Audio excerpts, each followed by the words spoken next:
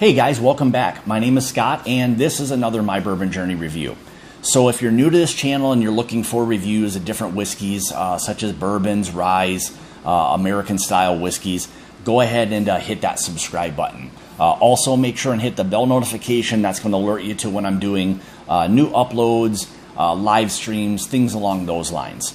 Also, if you're interested in contributing to the channel, I've got both a Patreon and a PayPal accounts that I'll have linked in the description below. The PayPal is essentially if you want to do like a one-time donation to the channel, and Patreon, self-explanatory. If you want to become a patron to the channel, then you can set up basically whatever you'd like in terms of donation-wise. So today I'm going to be doing a review of a fantastic product. This is from Bardstown Bourbon Company.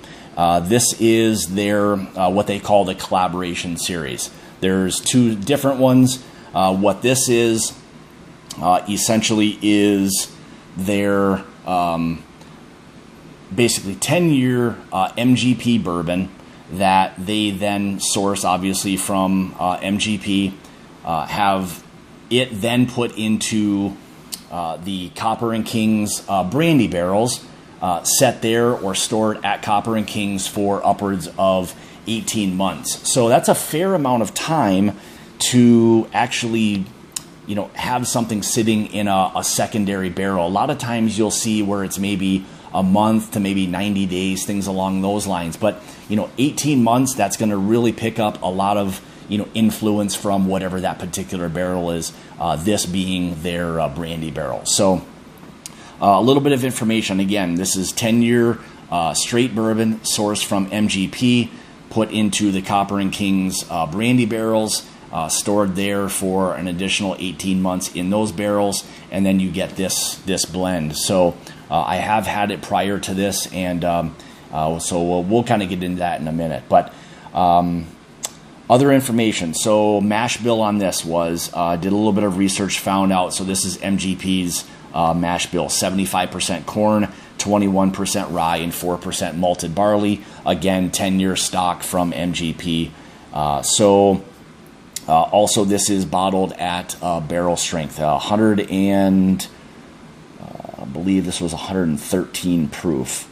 113 proof. So non-chill filtered, which also is something I really appreciate.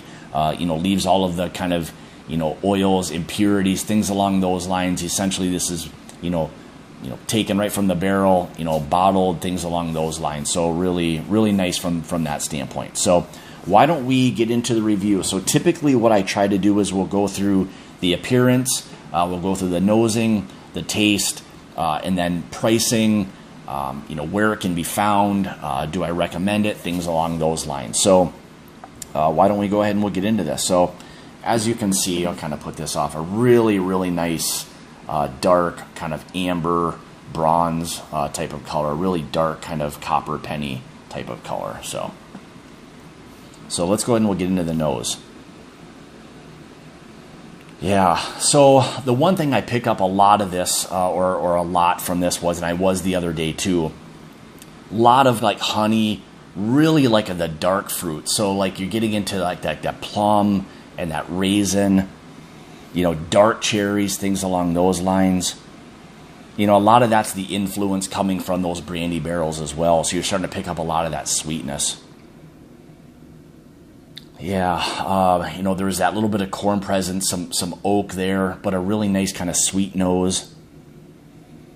Nice spice, not overly spicy, anything along those lines.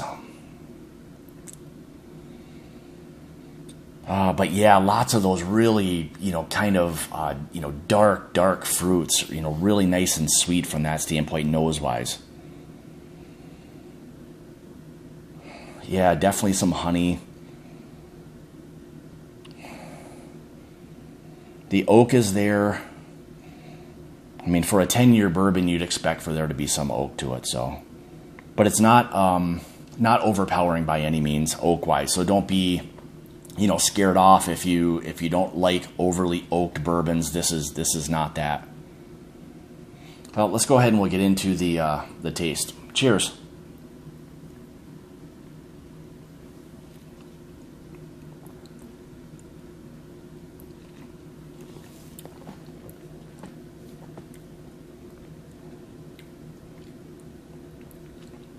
So up front, you get hit with a little bit of heat initially.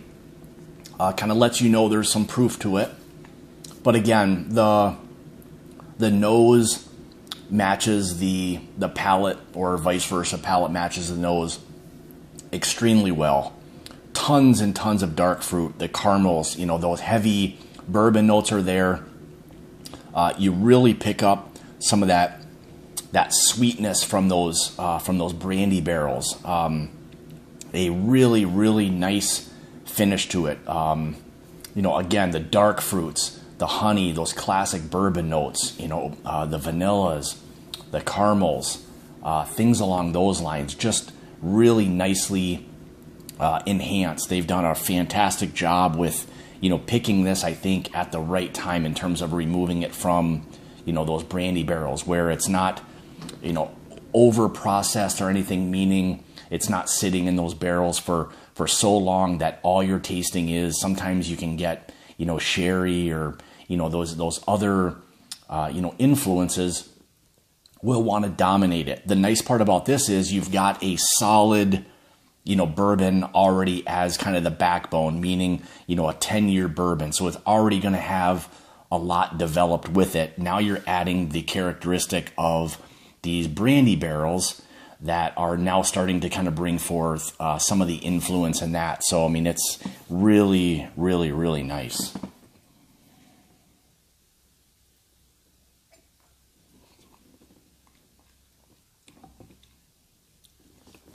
Yeah, the second sip is really where now you're starting to get that full, robust, you know, flavor. So it's really good.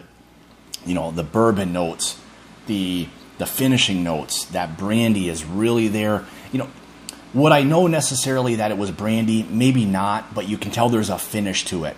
And it's a nice sweet finish. I mean, brandy already being on the sweeter side is trying to really bring out or enhance the bourbon. So these two really have complemented each other extremely well. So I would have to say this is probably, if not the best finished bourbon I've had.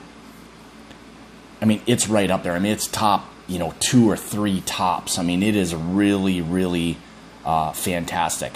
Now, it's a short run. I believe there's only, well, this is bottle 952, and I don't know exactly how many bottles there were. I thought it was right in that 1,500 range, something along those lines, but I could be wrong. You can go, and I'll have linked in the description below as well, link to the distillery, so if you want to do a little bit of additional research, you know, you can go and try to check this out and see where you can find it, things along those lines. But, you know, as far as just an overall rating, I mean, it's fantastic. I don't want to put really a number or anything like that on it. I would say, you know, I would have no problem wanting to add another one of these to, you know, just to back up this one, so you can enjoy this, you know, and then knowing that you've got another one to eventually drink as well, but, you know, allow you to kind of get into this and really, you know, enjoy it quite a bit. So, I mean, that's really what it's for, to be enjoyed with, you know, friends and things along those lines. So, again, fantastic. Rating wise, again, you know, I would just give this a major, highly recommended, you know, rating. You know, if you can find it, go buy it. So I know it's a short run, can be, I believe, found at the distillery in Bardstown, Kentucky. So if you're in the area, you can get it there. And I believe it's also found at the gift shop at Copper Kings as well. And I believe they're in downtown Louisville. So, you know, check those things out. So, you know, again, the collaboration series from Bardstown Bourbon Company.